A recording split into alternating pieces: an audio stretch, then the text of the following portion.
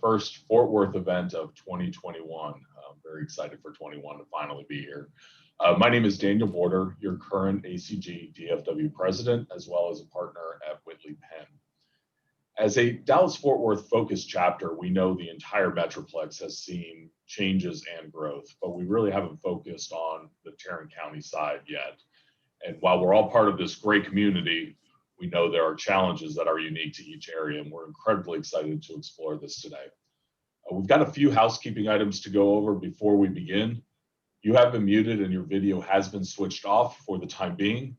Our ACG staff will be turning your video back on, and you will be able to unmute once we move into the networking portion.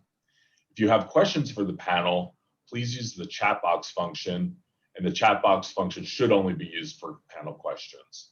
If you have any other questions or issues, please send a private message to Brittany or Christy with ACG DFW. I'd also like to take a moment to thank the Fort Worth committee who put this panel together. So thank you to Ryan Irby with Dixon Hughes Goodman and Bryson Bowden with BBVA for your time and efforts to create this great panel. As you can see, we've got high caliber members, and it's a true reason why we're here. It's my honor to welcome new members in attendance. Michael Arnell with Calvetti Ferguson, David Baughman with Fractional Executive Solutions, Chris Goodwin with Star Mountain Capital, John Gosser with Griffin Financial Group, Tin Lee with Carr Riggs Ingram, Luke Lessing with Rise Run Capital, Ross Mesquita with Nine Gauge Partners, Gabe O'Keefe with Plant Moran, and Ty Rose with Oakland's Capital Alliance. Welcome you all to ACG DFW. Also, we could not bring these outstanding content programs without the support of our sponsors. So thank you for our 2021 Fort Worth Series founding sponsor, Calvetti Ferguson. Thank you for your continued support of ACG DFW. If you're in a break room or break room during networking with a member of Calvetti Ferguson, please do thank them for their sponsorship. Okay, I know we're all ready to get started, so just so you know how this morning will flow, we'll begin with the panel discussion, move into your questions that you'll have given us in the chat box, and then we'll finish with the structured small group networking. And sit back and relax until we move into the networking portion. You'll be requested to turn your video back on. You will need to click the button, and once you move into your breakout room, you'll need to unmute yourself, and that's it. All right, now we can get on to the program. I'm happy to introduce today's moderator, Cami Miller, the Director of Stakeholder Experience for Satori Capital. Cami has led the development of the investor experience team since its creation, as well as fund operations for alternative investments. She's a TCU alumni, Tarrant County native, and has served on various committees and boards, including Texas Wall Street Women, Steer FW, Blue Zones Project, and Collective Growth. Cami, thank you for moderating today, and I will turn it over to you. Thank you so much, Daniel. Good morning, everyone. It's a pleasure to be with you. We've decided before this that if at any point this, we'll set that tone from the beginning. It is my pleasure to introduce our panelists. I know several of them. Some of them I consider friends. Some of them I hope to be friends with you eventually. But so I'll save the embarrassing talking points unless we need some entertainment down the road. So first I want to start with Doug Clayton.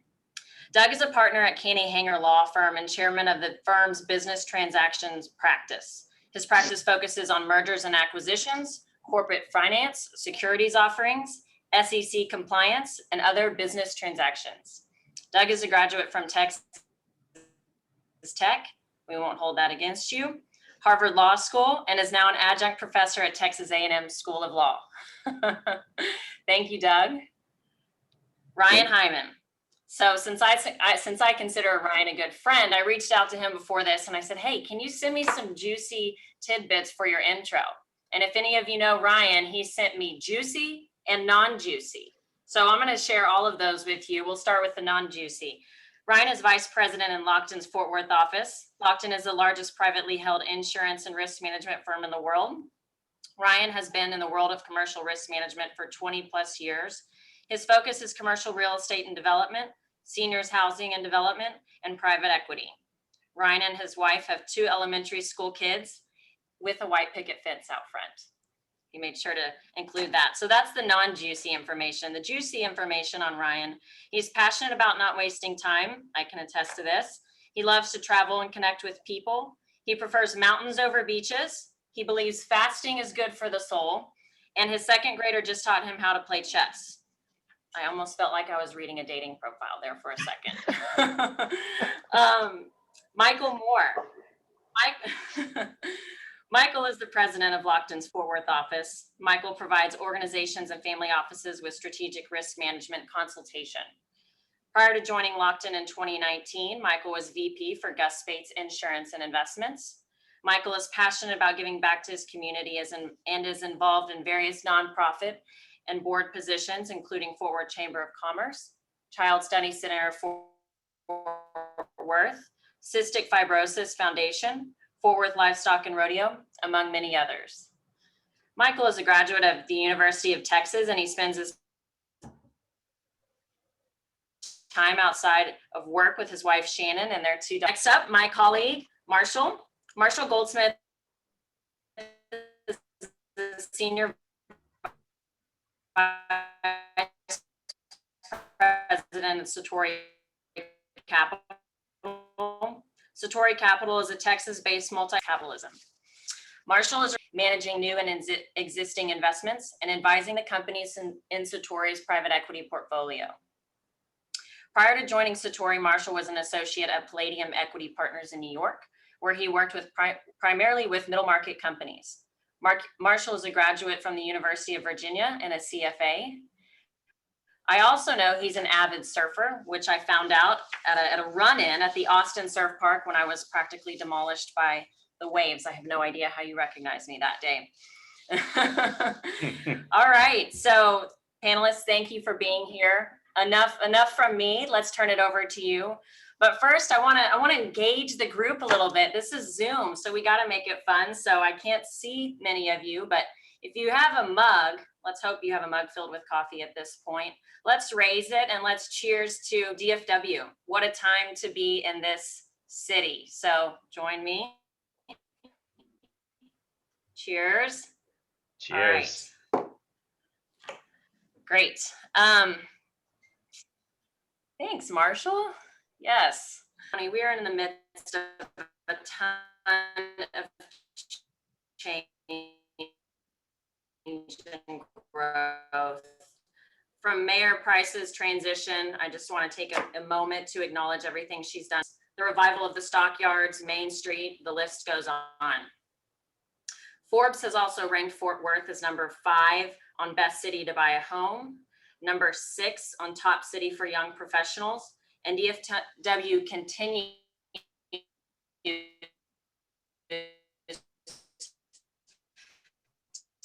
to be one of the fastest growing years since 1943 that we will notice in our events and hospitality industry.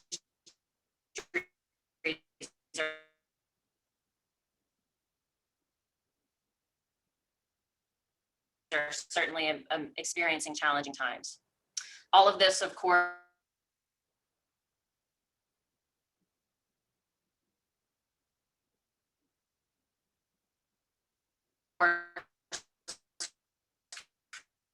creates a very interesting time for our city and an interesting environment for M&A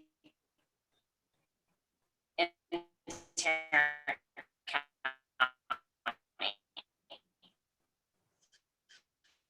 But first, let's start with the macro for the panelists. Specifically, we can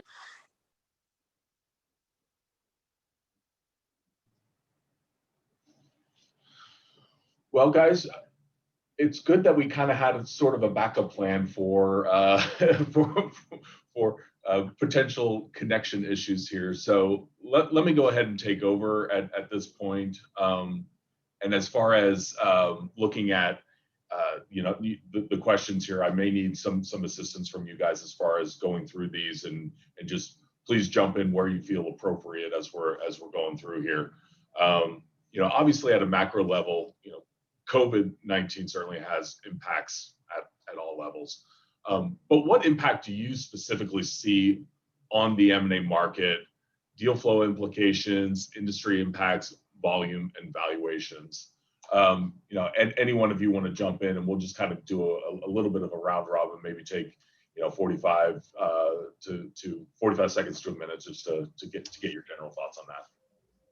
I'm happy to jump in on that one.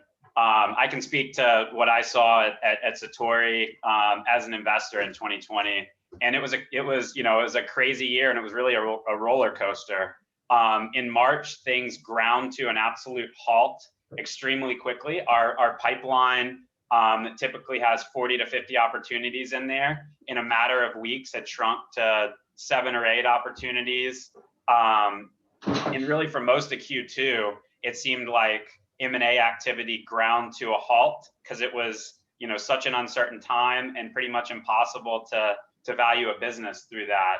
But the shocking thing for me was almost as quickly as things ground to a halt, they started flying back in July, August, September.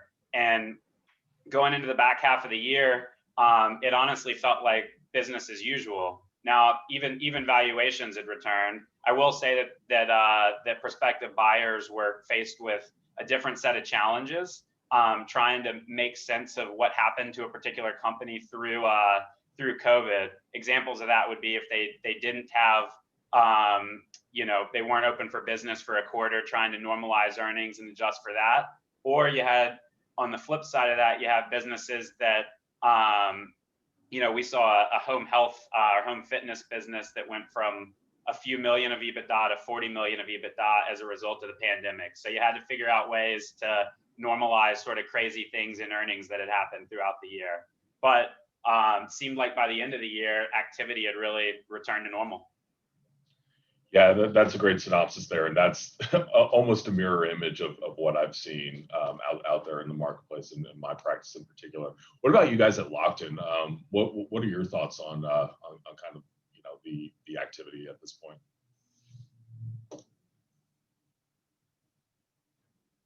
Ryan, you want me to go first or you want to jump in? Why don't you go ahead and go, Michael? Okay. Well, first of all, thank you for inviting us on this panel. We're excited to be here and share this time with you. On a macro level, let's be honest, we're going through a once in 100-year event. So I don't know exactly what the overall impact's going to be, but I agree with Marshall. Our day-to-day jobs of flying around the country and consulting with business owners and C-level folks kind of came to a halt in March. And so we had to really reinvent the way that we communicate, the way that we offer relevant information and be a compassionate resource. In my focus in particular, it was just interesting to watch COVID hit at the same time the energy market was really taking a black eye from Wall Street and their ESG issues, private equity's role in the expansion of energy into other facets. I think it just had to spin around for a while and figure out the direction it was going to go. But again, to reiterate Marshall's points, I see it coming back. We're an energy-based economy, whether it's traditional or renewable or any of the directions it's headed. And I think stability brings certainty, and we're not there yet. 2020 is not in the rearview mirror, but I'm hopeful for a smoother 2021. Great, fantastic. Doug, what are your thoughts? Well, our experience in 2020 is pretty similar to the other panelists. We saw a dramatic slowdown in the second quarter. Not a lot of folks just interested in doing deals at that particular time, but things really came roaring back the second half of the year and actually ended up being stronger in 2020 overall than in previous years. And so I think it really has to do so much with what industry you're in as a business. I heard somebody say last week that I guess there's talk about, is this going to be a V-shaped recovery or a U-shaped recovery? And it's really more of a K-shaped recovery, certain businesses are really taking off in this environment and others aren't. And particularly, the retail and the travel industry and transportation are taking a hit, whereas others are really flourishing.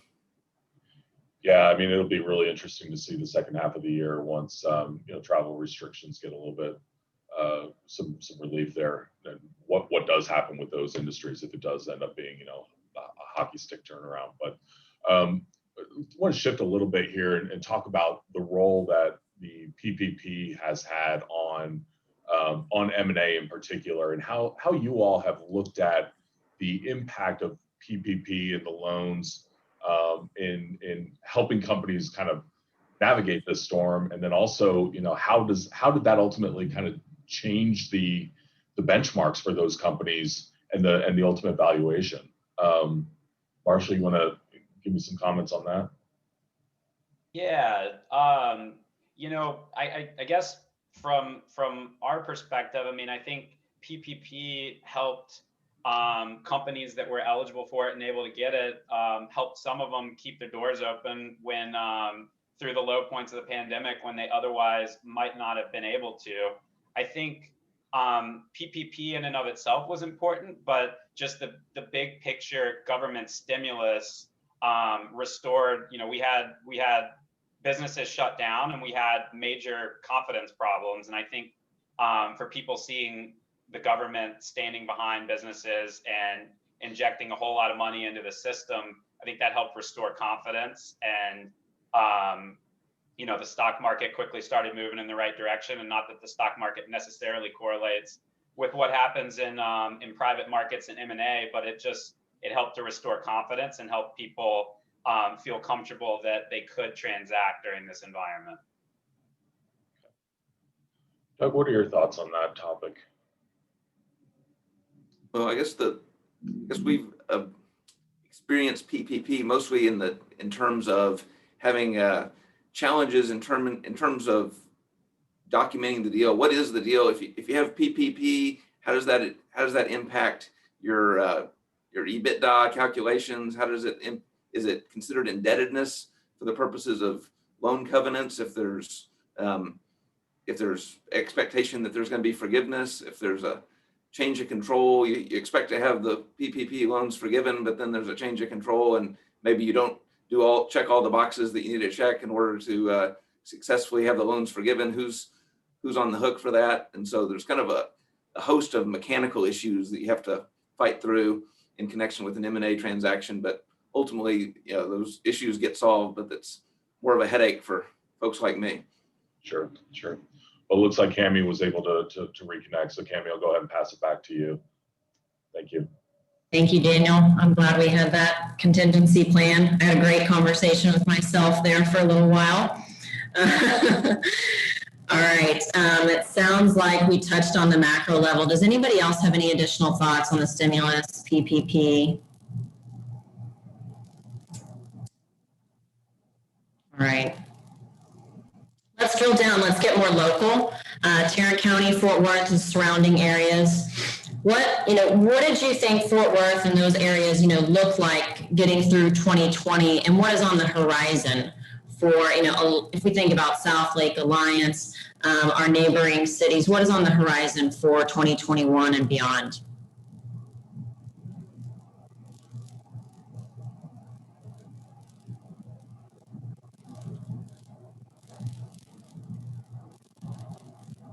Well, I guess Cami, this is Ryan. I'll jump in. So I'm looking at this as from a private equity, but also a kind of a real estate perspective. And to me, what's exciting on the horizon for 2021 is all the growth on the industrial side. I mean, that's been continuing. That's been building up. There's been a lot of momentum around that for several years building up to it now, but it's really kind of expedited. All my friends in the real estate space, industrial has really been the poster child of the growth in Fort Worth and with Alliance, with Hillwood, with everything that's going on in kind of the northern Tarrant County area.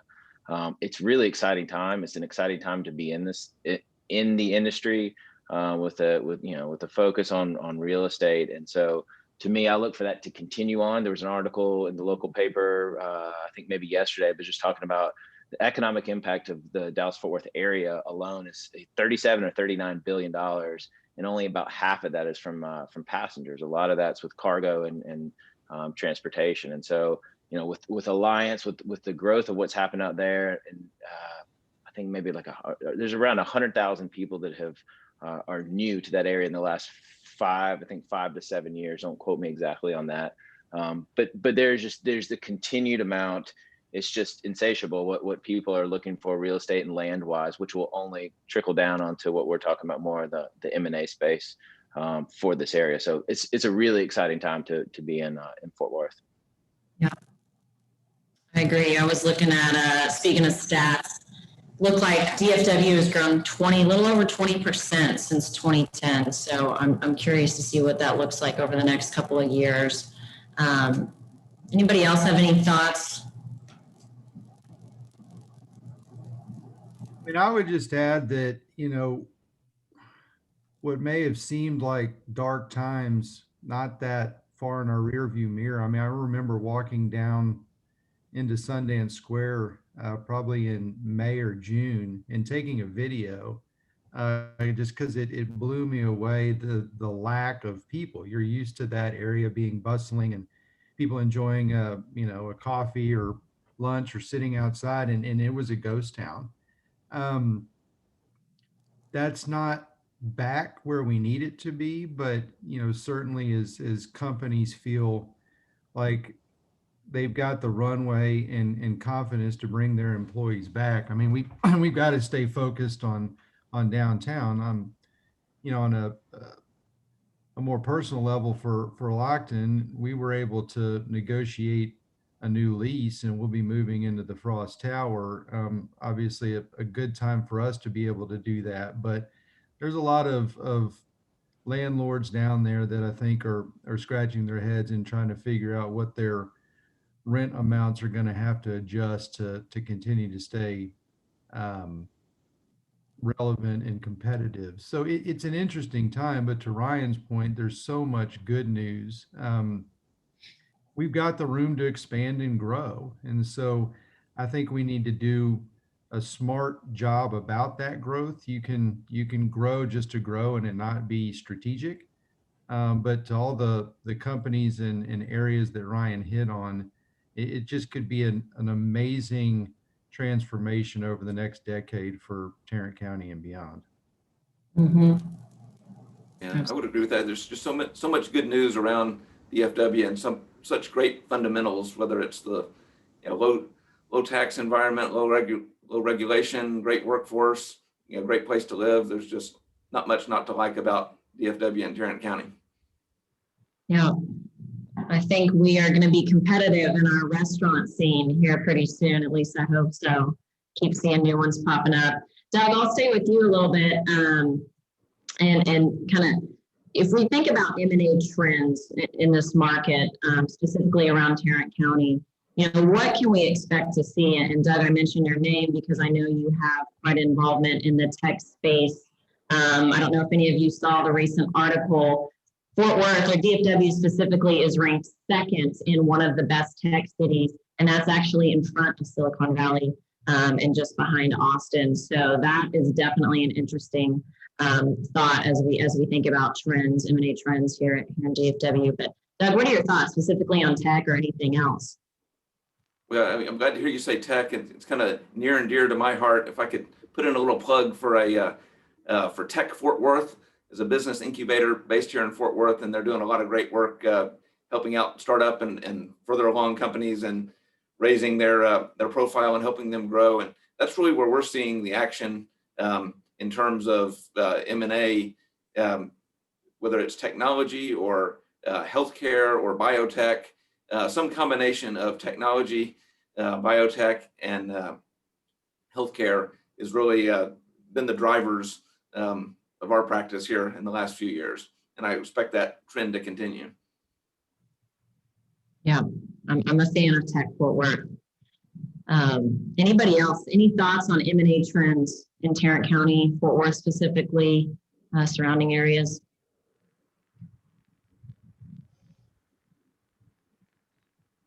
I will I'll share something that's just an observation, as I am a relatively new, I guess coming up on 5 years, resident of Texas. It moving to the DFW area, it just amazed me the breadth and diversity of companies with size and scale in Texas and in DFW in particular, in Tarrant County. You know, you've got diverse industries, energy, of course, but financial services and insurance and this rapidly growing tech industry. You've got a ton of data center activity, companies moving manufacturing facilities here. I think one thing that will continue to benefit DFW and Fort Worth in particular over the long term is its location. Close to, you know, you can go east, you can go west, north and south really easily. And, you know, I was actually reading recently, just an example of this, like Facebook they're adding on to one of their global data centers, one of their 4 or 5 biggest data centers in the world. They're doing a $1.5 billion add-on to this in Fort Worth that's over the next few years. So you see a lot of stuff like that, companies that can locate anywhere, choosing to locate right in Fort Worth and Tarrant County. Yep. Michael, you had something on your mind? No, Marshall did a good job of relaying that. I would say that, you know, just to add, if we are targeting and we can see the movement of the East Coast and the West Coast, in particular tech, wanting to relocate here for a lot of the reasons Doug talked about, you know, I think we've got to stay very focused that we have the right type of employees for these companies when they move here. So from an education standpoint, what are we doing to ensure our middle schools, high schools, colleges, and universities have programs that we can keep these jobs with local people and not have that all outsourced? Yeah. Michael, that lends us well to the next question, which is a little broad question, but you can take it however you'd like. What's working and what's not working? This can be specific to M&A. This can be specific to Tarrant County, or as you mentioned, Michael, you know, a focus on education and ensuring we attract the right talent here. So what are your thoughts? This is Ryan. I would say there's a lot, we touched on a lot of what is working. You know, Fort Worth's worked hard as a city to be able to support corporate growth, and you know, the local governments kind of regionally have gotten together, and the private partnerships. It's really spurred a lot of development in this area, which I think will continue to support all of what we're talking about on the M&A side. I mean, you have the airport that was mentioned, you have Alliance, you have Lockheed, BNSF, the Cowboys, right? I mean, there's so much activity, there's so much going on here. But to Michael's point a minute ago, I have kids that are in elementary school, which they're trying to kick down my white picket fence, by the way, Cammie. It's been interesting going through the pandemic, trying to see the constraints of what the public school system has, and how that really trickles down everywhere you want to look. And it's really the public school system, the private school system, kind of what works in Fort Worth and what doesn't work. And I want to make sure that us as a city, that we are taking the time to really look into, with all this explosive growth, you know, top 5 in the country, been that way for years and years.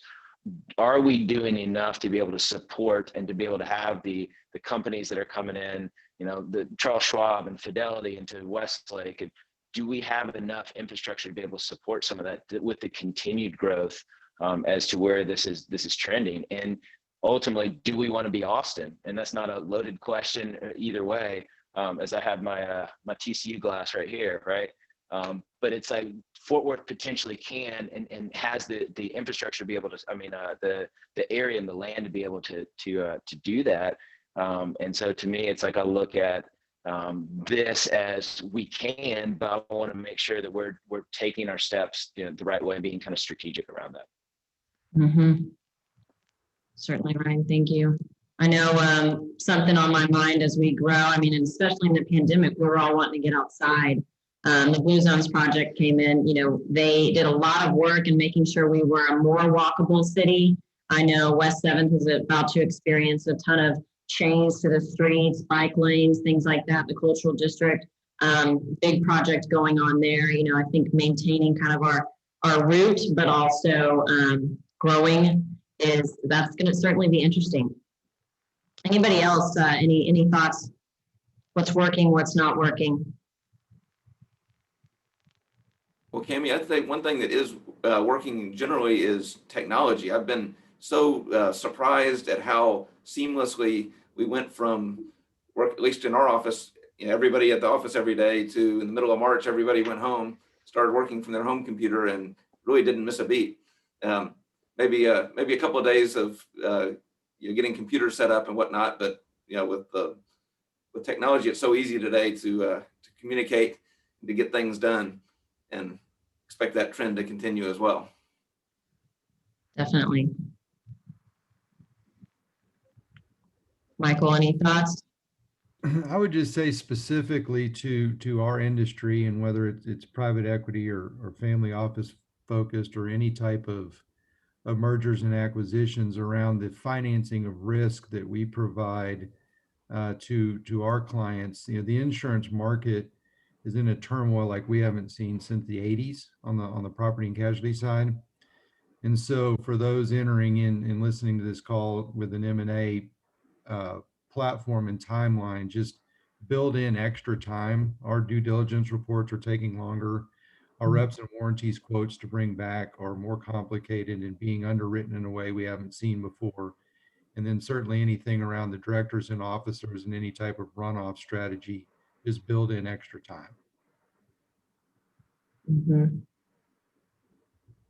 Cami, I heard I heard this recently, a stat, and this is more in the north, kind of Tarrant County, North Fort Worth area. But what's working and what's interesting, this is kind of hitting on some of the balance with what we're talking about right now, is that they had designed roundabouts for communities, and that was kind of the way of how they were going to do it in residential communities. But what they learned was the Amazon trucks can't really get around the roundabouts, and so they really kind of pulled those up, and that hits on there's this needle you have to thread between being corporate economic friendly with the growth, also combined with the residential, the experience. The people want what they want in one click, have it delivered in 5 hours to your house, whatever. But it's just, I found that to be a really interesting kind of juxtaposition with how this growth is going to happen, and kind of how it's going to play out.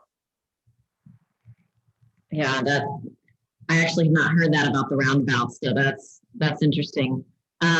This plays in well to our next question, which one of my favorite questions to consider is, what is our mindset right now as a region, as a city, and where does it need to be as we continue to grow? Specifically, let's talk about the significance of culture. We talked about needing to attract top talent, where our younger population is growing as we see an increase in tech. Fort Worth is certainly changing, and how does our mindset need to evolve?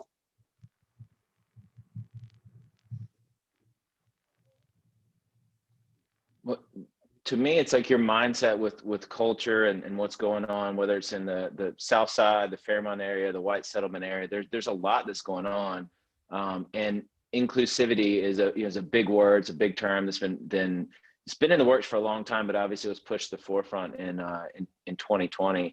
But it's really, to me, as you think about that more and more, that's really kind of driving elected officials to have the types of conversations that need to be had, to be able to bring the technology companies with the types of employees that work there to this area, to be able to support that. Because you don't want to have kind of young hipsters taking over. I say that like an old man, but you don't want to have kind of taking over certain areas and certain demographics and certain parts of the city that really kind of disrupt some of the affordability there. But then it's like you also want to grow and expand, and you want retail, and you want restaurants, and you want kind of a different type of vibe there. So to me, it's like Fort Worth is continuing to be more progressive in nature. I think we we can be better. We can always strive to be better, but I think now it's a conversation that's being had amongst, you know, the business community, the political community, and you know, we're talking about it today, right now. So I think it's a really important topic as we continue to grow and expand and recruit and have the right types of people and infrastructure for us to see where we are 10 years from now. Mhm. Yeah. You know, to add to that, I think if we pan down, we would see that Ryan's got his skinny jeans on and they're rolled. I mean, he's got a little hipster in him, so I don't know where all those comments came from. But no, in all seriousness, Cami, I think you were talking about this before we all jumped on the open call of, you know, Mayor Price and her 10 years of service and not seeking reelection. I mean, it's just an interesting time in Fort Worth. And, you know, I think we've got to win the young people game and attract young, bright minds to Fort Worth that want to put down their roots and raise families and continue on, you know, what our predecessors have done in the past. It's just going to be an interesting time to see where we take all this, and we're excited to be a part of it. Mhm. Gosh, Michael, I feel like we could have a whole separate call on that and what that looks like in the workplace, specifically attracting that young top talent. But we will save that for potentially another call. Marshall, do you have any thoughts here? No, you know, I think my perspective is that the growing tech industry in Fort Worth will help attract and keep top talent in the city.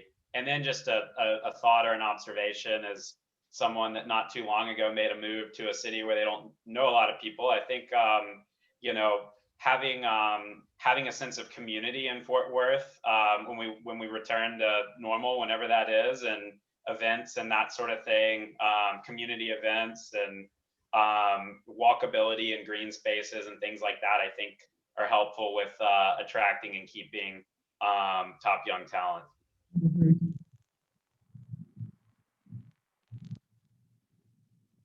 I want to jump back. Go ahead, Doug. I would just add that, like, clearly the two surfers on the panel would know the best about culture and bringing hipsters to the community. So I think you guys should take the lead on. If you're considering me a surfer, absolutely not. I will not claim that title. You know, I want to jump back a little bit because, Michael, you brought up an interesting point, and I want to turn it over to our actual surfer and see, you know, the timeline it takes when you're doing kind of that risk diligence with a live investment. Marshall, are you seeing, you're on the front lines there with, you know, in the weeds with live investments. Are you seeing any implications that COVID-19, the pandemic, you know, all of this has on the timeline? Yes, you know, I think some of the things I touched on earlier on, just getting to the right answer that works for both sides on valuation. It depends on the industry, but reaching an agreement, you know, I think on valuation on the front end, kind of getting to what the terms should look like. I think that can be the trickiest part when you've got, you know, when you've got companies that might have tripled or quadrupled during the pandemic because, you know, they're just benefited one way or the other. You got companies that were closed down for a quarter. So I think sorting through what the hardest part for us and where the most delay has been is trying to figure out what we think the normalized earnings of the business are that we'd use to value the company. Mm-hmm. Mm-hmm. Okay, thanks, Marshall. We have a few more minutes here before we jump into Q&A. I want to take it to our final question. You know, we've talked about a lot today, but panelists, if you could give one key takeaway to our audience today, what would that be?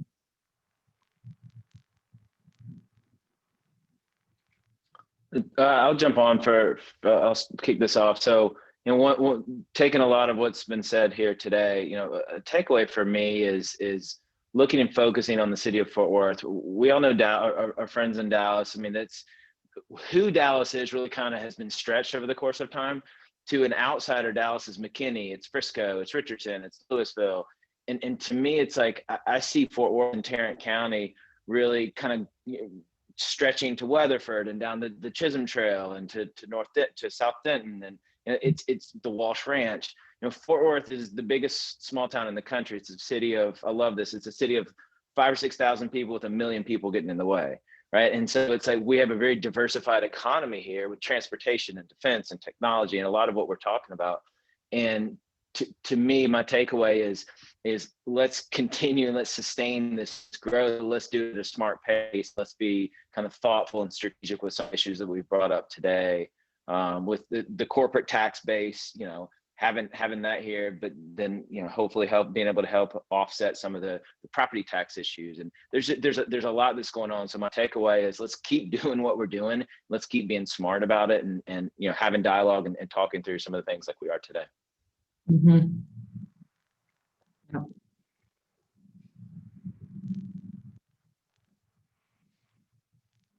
Anyone else?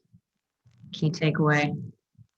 Amy, I would just add, there's a Australian author and educator named Peter Drucker, and I read some of his stuff, and this popped up a week ago, and why I saved it, I think just some kind of divine intervention for this panel. But he said the ultimate resource in economic development is people. It is people, not capital or raw material, that develop an economy. So I think that's been a key theme of today, that we need to attract and retain the best people we can find, and by having that as the base, that spurs the economic development. Mm-hmm. Yeah.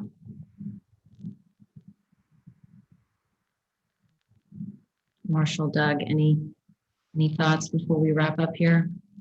I would just say that this Fort Worth and Tarrant County is the greatest place to be and the greatest place to do business, and we should endeavor to keep it that way.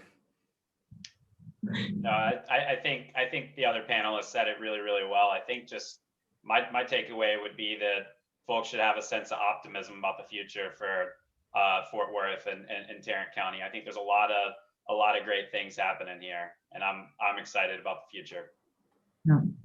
And Ryan, to your point, this thought sharing events like this, I hope it's one thing that sticks around as a result of the pandemic.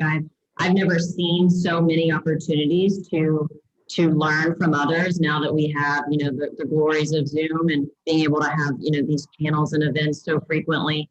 So thank you all for your thoughts. We are going to tap into Q&A, but before doing that, we've talked about Fort Worth and I love our surrounding cities. And speaking of quotes, Michael, I have one to leave you with. Like I said, I love our surrounding cities, but I still love Fort Worth. And so I appreciated this quote from Dan Jenkins. He says, Fort Worth is friendly. It's still a Texas town. It's the most Texas city in Texas. So with that, let's turn it over to Q&A. Let's see here. All right. One moment. Let me get to our first question. I saw one of the questions came in. We can start with maybe a softball.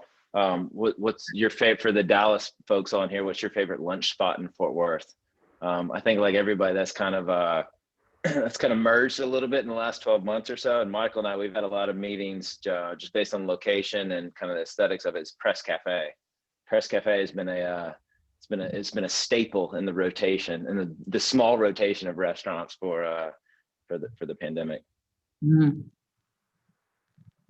Favorite lunch. Hard-hitting thoughts, I know. I'll have to chime in. I'm an HG fan. I know that there's one in Dallas, but ours is quite nice. All right. Anybody have any thoughts there? Thanks, Ryan.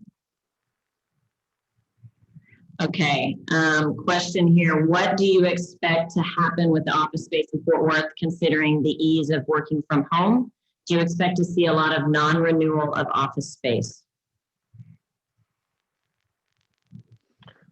That's a good question. I'll take that. So I have a little bit of real estate, a lot of a real estate focus. And I was actually reading an article this morning that was saying, I think it was, there's in 2021, there's 80 million people that are going to continue to work from home. And I think 86% of folks have had a pleasant experience working from home. So it's interesting. The article is really talking about commercial real estate and kind of the interesting kind of pitch that they have is, hey, you need to lease space, and hey, your workers need to be at work, and here's how we're making them safe. But then in the same turn, workers are having a pleasant experience from home. So kind of how do you balance between the two of those? So I think within the commercial real estate landscape, it is it'll be really interesting to see how it plays out. Michael, I think, touched on it earlier, is when people feel safe, they feel like they can come back, and how exactly does that work? You know, we all know and we all seen firsthand, it's not that clearly January 1st, there was no difference between December 31st, 2020 and January 1st, 2021, just because we flipped the calendar year. Actually might have gotten worse the first week. But so I mean, I think from the office, the leasing, it's continued on, and all the stats and the analytics, everything is there. I've been really impressed with how it's held up. Now let's kind of see how it continues to hold up, and if we can bridge some of these gaps and poke some people's arms and get the vaccine really low. Let's judge 2021 starting July 1st. And then make a little bit more fair of a judge, and then let's kind of see office space wise, and let's kind of keep band-aiding it together, and then hopefully we can be in a good place. Mm-hmm. Anybody else have any thoughts on that question? Thank you, Ryan. Hmm? I'm going to revise my lunch spot. HT is in Dallas, but if you want to get a more local feel, you can come to the Fort Worth one and see the difference. But if you want to get a real Fort Worth feel, go to the Biscuit Bar in the new revived Stockyards. And I don't know if you could get a more Fort Worth name for a restaurant than the Biscuit Bar. So there you go. All right, next question, Kevin Tucker. Thank you. Any perspective on if the impact ESG investment trend is taking form in the DFW area? Good question.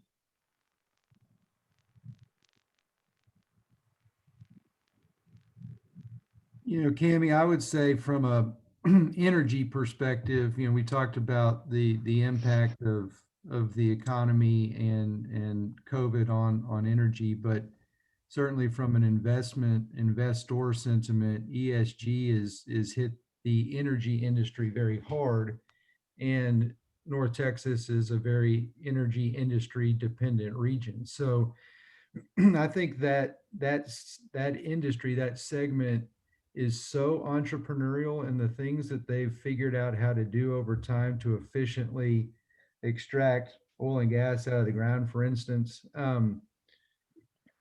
is being overshadowed by this ESG sentiment. And so we do a lot of work on our clients' behalf, but the industry as a whole has got to do a better job of explaining how they really have been and continue to do great strides in the ESG arena. Mm-hmm. Mm-hmm. And back to your restaurant question, you got to throw Heim in there. I understand Heim has now opened a Dallas location, but it's going to be hard pressed to find better barbecue than Heim. That's very true. Get in line. Hey, Michael, there's a question that hits on what you do and focus in private equity in the family office world, about the wide array of PE and family offices that really do, you know, have Fort Worth as their home. It says, you know, discuss that dynamic and activity we've seen from some of the, you know, like Satori, some of the folks that, you know, people might not realize how much family office and how much private equity really is in Fort Worth. Yeah, I mean, Satori's a phenomenal example, and you know, another firm that's had an active M&A 2020 and into 2021 is Kotala, And, you know, Ryan, to your point, and the way that I view this and the teams that we've built out to support family offices, you're seeing a trend of family offices with sophistications and hirings that they're making at the CFO level or CIO level, that they're becoming their own version of private equity and investing directly into acquisition targets that fit their overall investment strategy. There's a lot of money on the sidelines inside these family offices. It's going to be incredibly interesting to see how they deploy that over time. I agree. Yeah, I think getting into this industry years ago, I was surprised with the affluence, and that was in Fort Worth in general. It's kind of hidden a little bit, but that's part of the uniqueness of it, right? Agreed. All right, I'm going to go to Bryson Bowden. Question here. Due to stimulus, we have yet to see C&I companies, manufacturers, distributors, wholesalers show a significant decrease in revenues. What do our panelists see in terms of potential M&A or consolidation within Tarrant County for the middle market space? Okay, thanks for that question, Bryson.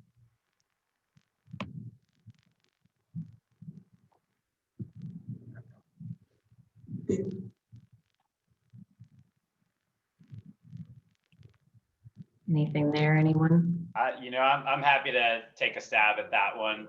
My personal perspective, I think stimulus has helped prop up a lot of these companies. I think there will be a lot of M&A activity.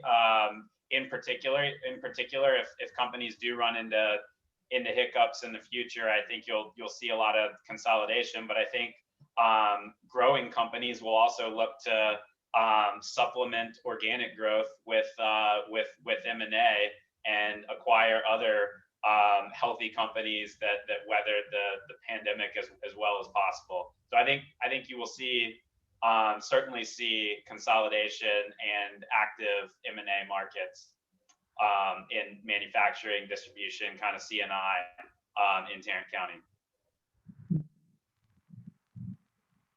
I was to say, Cammy, you want me to flip this on you? You have a good little pulse on this. Why don't you take a stab at that? I'd be curious to hear your answer. Put you on the spot. Oh gosh. I mean, yeah. I feel like, being inside much more often, you feel a little less out of touch, but I think I have been amazed, and I'll just say proud of DFW and Fort Worth and how we have continued developing in the midst of the crisis. I mean, that has been impressive. So as far as that relates to, consolidations and things like that, I don't know. I'm kind of with you. With what someone said earlier, I want to see how this plays out. I'm not going to hang my hat on any strong answer just yet, but I agree with Marshall.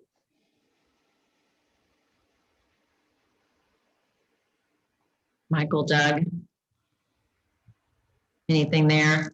I don't have anything to add there, but I would say I'm surprised nobody has mentioned Joe T's patio as a must place to be in Fort Worth, especially in the pandemic. What better place to be than outdoor on a patio with a margarita? I will say it's been crazy. If any of you are seeing the area over behind TCU, kind of around where that Fiesta is, in between TCU and the Ryan Place 8th area, I mean, we're connecting parts of the city. I mean, we are going to be walkable across the entire city before long, safely. So that has been really interesting to see, speaking of consolidations, that connection in the pockets within our city being built up. I'm going to go to the next question here. Ranjan Misra, my apologies if I said your name incorrectly. I'm partial to this question here. There's a lot of focus on conscious capitalism as organizations look at investments. I know Satori focuses on it.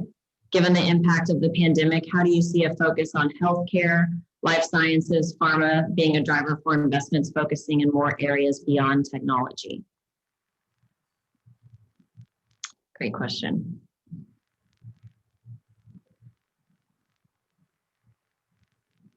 Cami, I think you should take a stab at that one.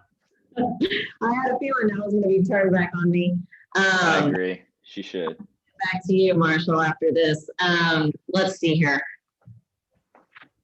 My particular interest, and I know, at Satori, we try to build healthy leaders here. The health and fitness space, life sciences, pharma, I think we're going to see a lot of interesting investments in, and I can speak, in, for instance, natural foods, things like that, things that are helping us to stay out of the hospital. We're trying to get in front of that. So I think we're going to see some interesting investment in that space over the coming years, and supporting businesses that are more preventative to our health. I think biotech certainly is interesting right now, as it has been. But that is my personal interest place is what can we do before we're in a hospital bed? And so that's where I think the shift is going to be a little bit. Yeah, I would just add, for those interested in doing well and doing good, I think biotech just makes a lot of sense because there's so many great ways that it's impacting our lives. We actually had a couple of clients of Tech Fort Worth that recently got orphan drug designation with the federal government. So now that there's you have an opportunity to bring drugs to smaller groups that otherwise wouldn't have access to that sort of healthcare, and so it's exciting to see those kind of things going on. Mm-hmm. I think too, it provides opportunities for additional exploration around that. I mean, if we just take the pandemic and the rollout of the vaccine, you could argue where bottlenecks have occurred, whether it's government or pharma getting it right or testing or whatever. But the soup du jour on that is getting the needle in the arm and the logistics aspect of it. I mean, we can fill Cowboys Stadium with 100,000 people in 20 minutes, but we're struggling to figure out how to get people in line and get the vaccine in their arms. So I think there's a huge opportunity, whether it's tech or logistics or a combination of the two, for ingenuity to be bred out of something terrible. Marshall, Ryan, any last minute thoughts on that? Not from my side. Okay. I believe we are out of time. If I missed any questions, I don't think I did, but if I did, my apologies. Feel free to, I believe Daniel might mention you can email those in and we can try to get some answers. But thank you all. And I'm going to pass it over to Daniel. Thank you so much, Cami. That was great, great presentation. And obviously, this is the world that we live in right now with technology. And hopefully, I appreciate everyone's patience on the call for dealing with our technology challenges here. So I did want to mention that we did record this program and it will be available for viewing soon. I hope you all stay on for the networking portion now. We're working on turning your videos all back on and sorting you into breakout rooms. We're going to have 2 rounds of networking and you'll be randomly sorted into these groups. We hope